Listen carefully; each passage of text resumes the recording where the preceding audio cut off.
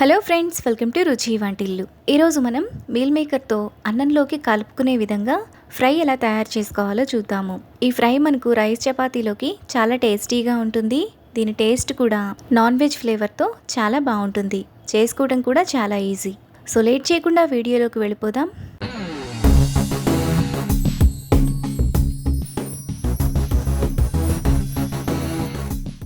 ముందుగా meal maker fry చేసుకోవడానికి ఒక బౌల్లో నీళ్లు పోసుకొని వాటిని మరగనివ్వాలి. నీళ్లు మరుగుతున్నప్పుడు అందులో 2 కప్పుల మీల్ మేకర్ వేసుకొని ఒకసారి కలుపుకొని 1 నిమిషం పాటు మీడియం ఫ్లేమ్లో ఉడకనివ్వాలి.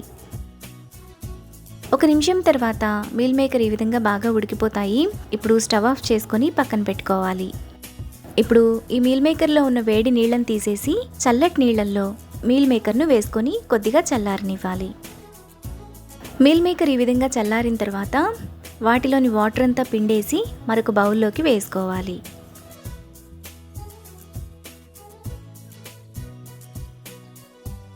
మీల్ మేకర్ అన్నింటినీ ఇలా వేసుకున్నాక వీటిని పక్కన పెట్టుకోవాలి. మీల్ మేకర్ కూడా ఇంత సాఫ్ట్గా ఉండాలి.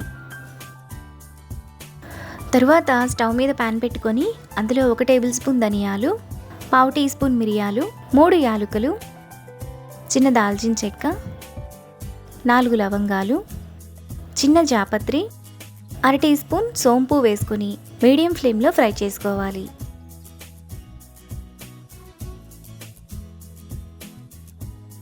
మసాలా దినుసులు కొద్దిగా వేగిన తర్వాత 2 టేబుల్ స్పూన్ల పచ్చి కొబ్బరి ముక్కలు, 1 టేబుల్ స్పూన్ జీడిపప్పు కూడా వేసుకొని వీటిని కూడా మీడియం ఫ్లేమ్లో ఫ్రై చేసుకోవాలి.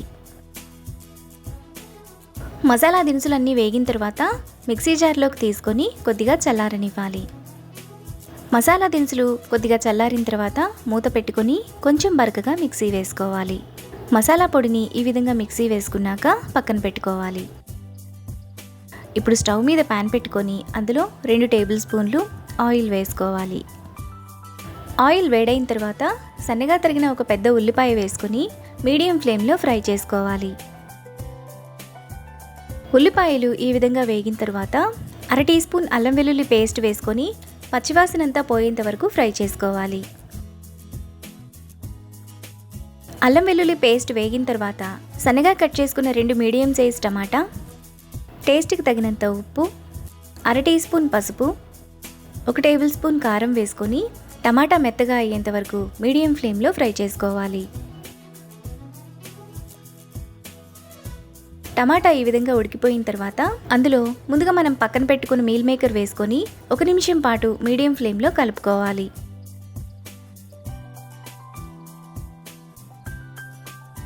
ఒక నిమిషం తర్వాత మీల్ మేకర్లో ముందుగా మనం మిక్సీ వేసుకున్న మసాలా పొడి వేసుకొని మసాలా అంతా పట్టేలా మరో నిమిషం పాటు మీడియం ఫ్లేమ్లో కలుపుకోవాలి.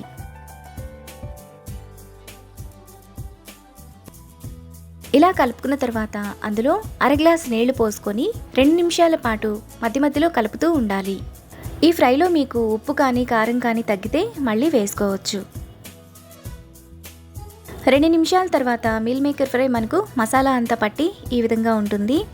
ఇప్పుడు సన్నగా తరిగిన 2-3 పచ్చిమిరపకాయలు, 1 రెమ్మ కరివేపాకు, అరగట్ట కొత్తిమీర తరుగు వేసుకొని బాగా కలుపుకోవాలి.